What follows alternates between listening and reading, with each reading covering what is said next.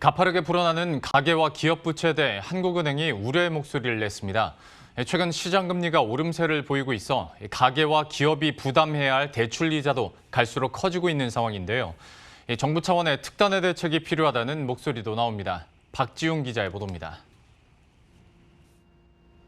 코로나19 사태 속에 우리나라 가계와 기업의 빚이 눈덩이처럼 불어났습니다.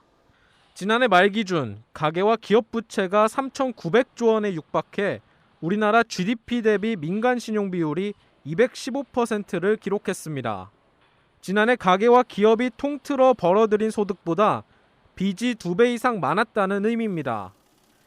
한은은 민간 부채 부실 위험이 커지고 있다고 경고했습니다.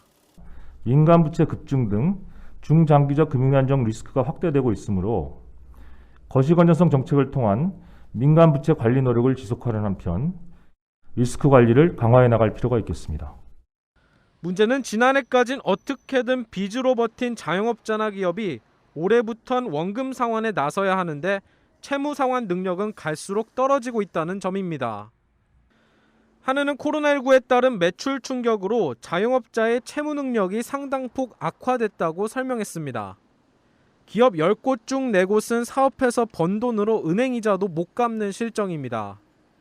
빚을 갚기 어려운 자영업자 수도 20만 가구를 넘어섰습니다. 여기에 최근 시장 금리가 오르고 있어 차주의 대출이자 부담은 갈수록 커지는 상황. 한은은 최근 시장 금리 상승에 따라 가계대출과 중소기업 대출 이자 부담액이 1조 원 가까이 늘어날 것으로 전망했습니다. 전문가들은 정부가 개입해 금융시장 안정화에 적극 노력해야 한다고 지적합니다. 우리나라가 과도하게 가계부채는 많고 정부부채는 적거든요. 이거를 어느 정도 평탄화할 필요가 있어요. 그래서 가계부채를 정부부채로 바꾸는 작업들이 필요해요. 주요국에 비해 우리나라의 재정 건전성이 아직은 양호한 만큼 정부가 좀 더 적극적으로 부실 가능성이 높은 가계와 기업의 빚 부담을 선제적으로 줄여주는 지원책을 강화해야 한다는 분석이 나옵니다. 머니투데이 방송 박지웅입니다.